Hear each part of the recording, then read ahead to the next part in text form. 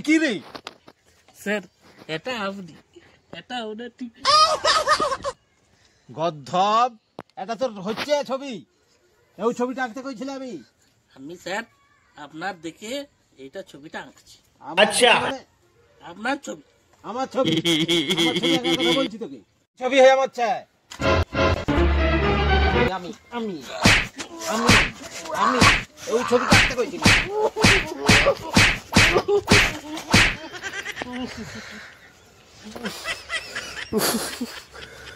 বাইরে পুরো ফুলি দিল মাস্টার